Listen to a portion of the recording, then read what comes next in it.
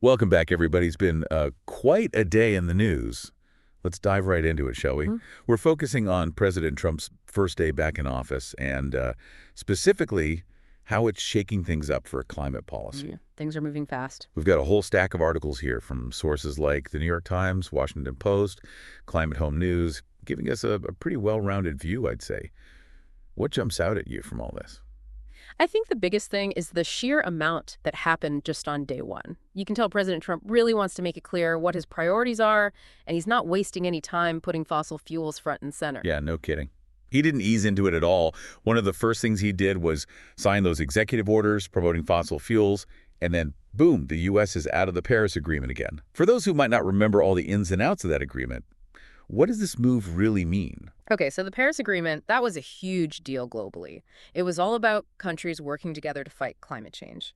The goal was to keep global warming under control, way under 2 degrees Celsius, compared to what things were like before industrialization. Basically trying to avoid the worst-case scenarios. Yes, right? Exactly. And when the U.S. pulls out like this, it weakens the whole agreement, makes it harder to reach that goal. And that increases the risk of all those bad things we worry about, extreme weather, rising sea levels, the whole package. So this isn't just some political game. This has real consequences for people. Absolutely. For your listeners, this could mean things like food getting more expensive, insurance costs going way up, even having to move because of climate disasters. It hits close to home. It's a reminder that these global agreements, they have a ripple effect on all of us. And Trump's not stopping there. He's back to drill, baby, drill, pushing for more drilling up in Alaska, green-lighting the Keystone XL pipeline again.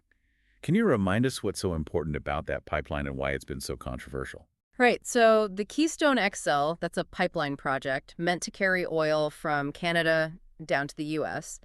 And it's been a huge point of contention for years because of the environmental concerns, mainly the risk of oil spills, and, of course, the whole issue of fossil fuels driving climate change. Environmental groups have been fighting it tooth and nail, while the oil industry and some politicians have been pushing for it, saying it'll be good for the economy. So it's that classic clash between environmental worries and economic interests. Yeah. Which seems to come up a lot in these discussions. Definitely. And to push it all through, Trump's even planning to declare a national energy emergency. Which is a pretty unprecedented move, isn't it? Yeah. Has any other president ever done something like that in this context? Not that I know of. No other president has declared this kind of emergency specifically to boost fossil fuels. This is a big step, and it makes you wonder what kind of legal power he'd get with a declaration like that. Could he potentially, sidestep environmental rules or fast-track projects without all the usual checks and balances? Possibly. It's a concern for sure, because it could mean less protection for public health and the environment. It feels like a pretty risky move. What kind of legal challenges do you think might come out of all this? We've already seen so many lawsuits over climate change and environmental regulations in the past. Oh, there's definitely going to be pushback. We're already seeing environmental groups and some states getting ready to take these actions to court. California's a big one to watch. They're leading the way on climate action, and they've made it clear they're going to fight Trump's policies. They could do things like sue the EPA over methane taxes or even go after energy companies directly. You mentioned California suing energy companies. That makes me think of attribution science, which I know we've talked about before, but for our listeners, could you explain how that's playing into these legal battles? Okay, so attribution science is all about connecting the dots, literally. It's about linking specific weather events, like a heat wave or a hurricane, to the emissions from certain companies, like saying, okay, this company's emissions contributed this much to this specific event. So it's like holding them accountable for their piece of the climate change pie. Yeah, it's about putting a number on it, showing how much damage a company's actions have caused. It's complex science that's still developing, but it's already a factor in some of these lawsuits. So basically, companies are being sued for their role in causing climate change. Exactly. It's a whole new legal frontier, and these cases are being fought hard. Some are being filed, others dismissed. It's going to be interesting to see how it all plays out because the outcomes could have a big impact on corporate accountability down the line. So even though Trump is doubling down on fossil fuels, it's not like everyone's on board, right? Right.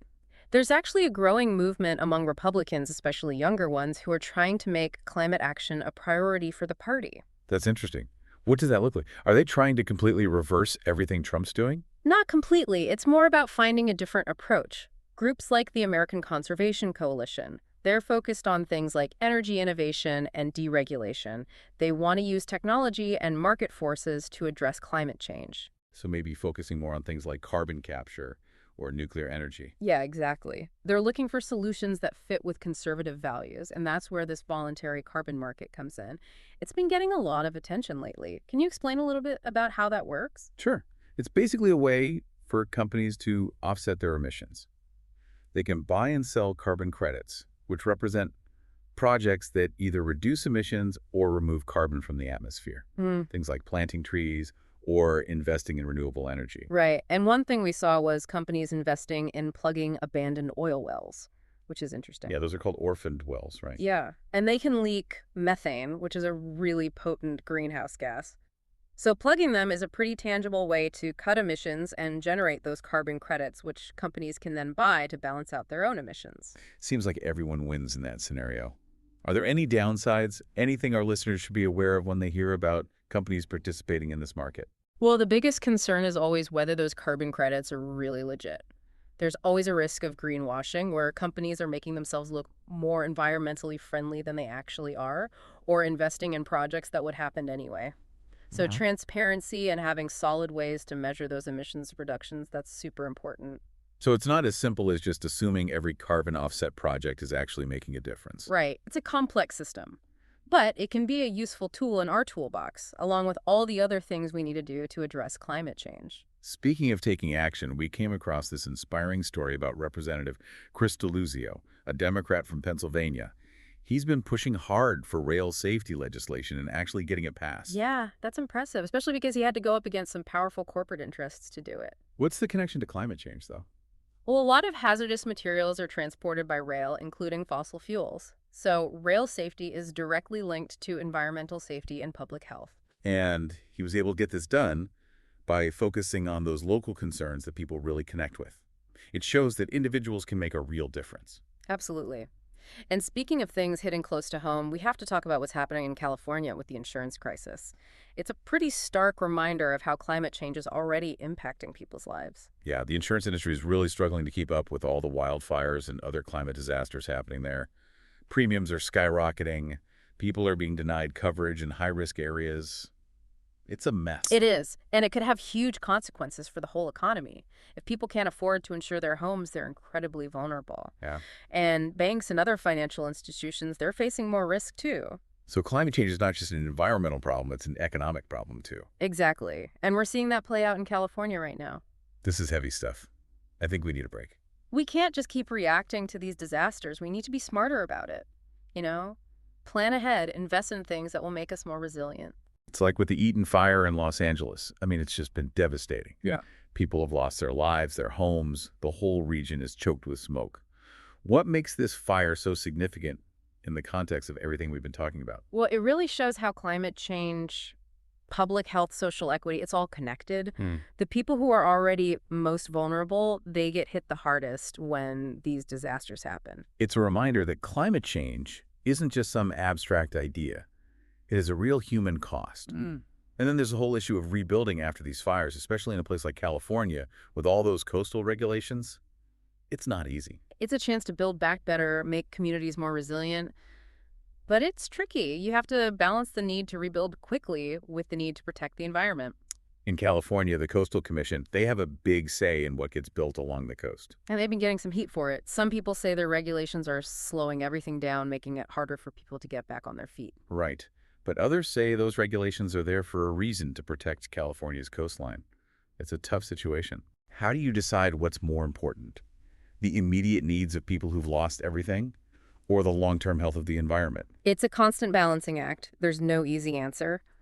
But we have to find ways to speed up the rebuilding process while also making sure that whatever gets built is going to be able to withstand future disasters and that it's not going to damage the environment even more. So it's about being both compassionate and responsible.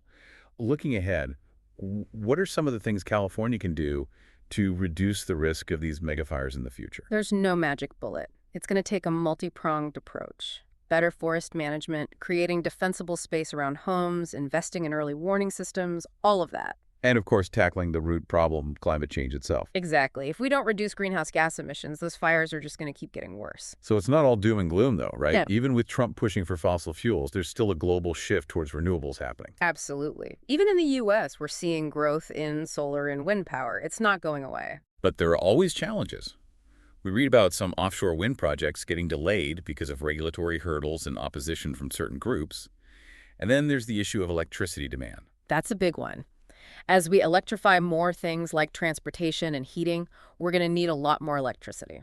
And we need to make sure that electricity is coming from clean sources. Some people say natural gas can be a bridge fuel during this transition. Yeah, but even though natural gas burns cleaner than coal, it's still a fossil fuel, and it still contributes to climate change.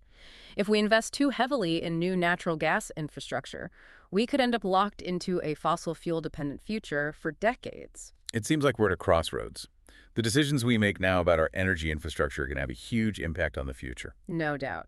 We need to invest in a mix of clean energy sources, solar, wind, geothermal, maybe even nuclear. We need options. Speaking of global energy trends, we saw an article about China trying to move away from coal. Yeah, China's actually making some big moves in renewable energy. They're pouring money into solar and wind power, and they're developing their own national carbon market. Why is what China's doing so important? Well, they're the biggest emitter of greenhouse gases in the world. So what they do has a huge impact on global emissions. If they shift to clean energy, that could have a ripple effect and encourage other countries to do the same. It's interesting to see this kind of shift in global leadership on climate change. As the U.S. steps back, other countries like China are stepping up. It's a dynamic to keep an eye on for sure. The global response to climate change is constantly evolving. There are so many factors at play: national interests, economic considerations, environmental concerns. It's complicated. It's like a giant puzzle with all these interconnected pieces.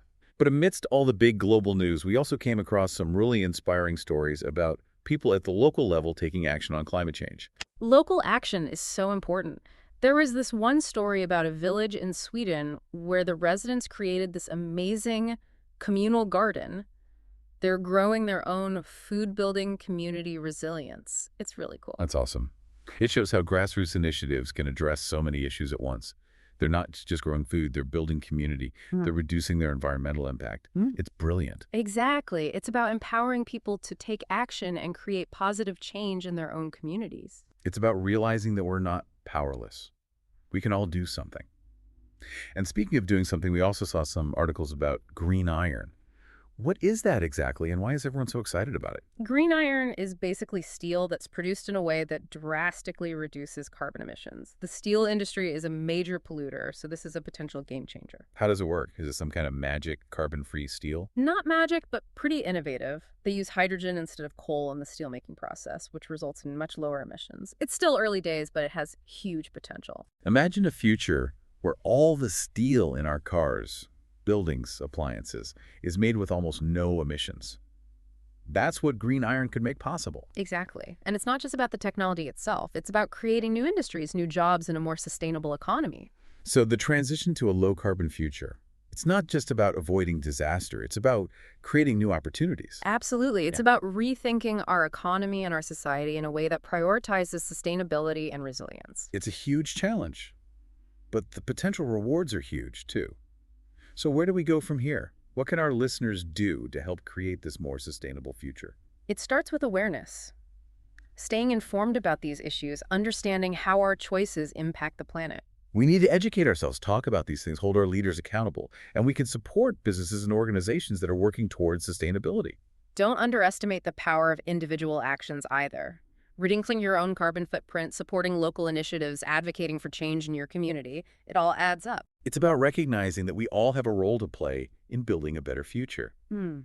We've talked about a lot today, from Trump's return to office to all these amazing people and communities taking action on climate change.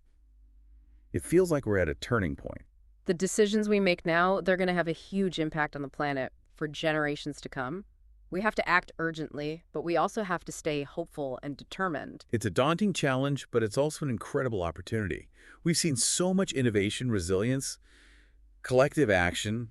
It gives me hope that we can create a more sustainable and just world. I agree. We have the knowledge, the technology, and the will to make a difference. It's up to us now. It's easy to get caught up in the doom and gloom of it all. Yeah. But it's really inspiring to see all these people out there just rolling up their sleeves and tackling climate change head on. Absolutely. It's easy to feel powerless when you think about the global scale of the problem. Mm. But these individual stories, they remind us that change really does start at the grassroots level. That's so true. Like there's this community in British Columbia we read about. They're dealing with a situation kind of similar to those coastal regulations in California. There's this proposed North Coast transmission line. It would bring hydropower from the interior out to the coast, and people are divided about it. Yeah, it's a tough one. What are the main arguments on each side? Well, the people who support the line, they say it's crucial for meeting the region's growing energy needs and getting them off fossil fuels. They see it as a step in the right direction towards a cleaner energy future. Makes sense. But then the people who oppose it, they're worried about what it'll do to the environment. They're concerned about damage to ecosystems and how it'll change the look of the landscape. It's that balancing act again. How do you weigh the benefits of clean energy against the potential environmental impact? There's no easy answer. It's a judgment call. You have to look at all the angles and try to find solutions that'll meet our energy needs without causing too much harm to the environment. It's a reminder that there's no one-size-fits-all solution to climate change. We need to be flexible and adaptable. Exactly. We need a whole range of approaches, and we need to be smart about how we apply them. Well, we've covered a lot of ground today. From President Trump's return to office to the incredible work being done by individuals and communities all over the world. It's a lot to take in, but I hope our listeners are feeling more informed and maybe even a little bit empowered. It's easy to feel overwhelmed by the climate crisis, but we can't let that paralyze us. We all have a role to play. Every action counts. Every choice we make, whether it's changing our own habits, supporting sustainable businesses, or speaking up for policy changes, it all makes a difference. We have to stay informed, engaged, and hopeful. We've seen incredible examples of people coming together, showing resilience and ingenuity in the face of this challenge. It gives me hope that we can turn things around. Me too. We have the knowledge, the technology, and most importantly, the will to make a difference. The future is in our hands. So true. Well, that's it for this deep dive into the news. We hope you found it informative and maybe even a little bit inspiring. Thanks for joining us, and until next time, keep learning, keep questioning, and keep fighting for a better world.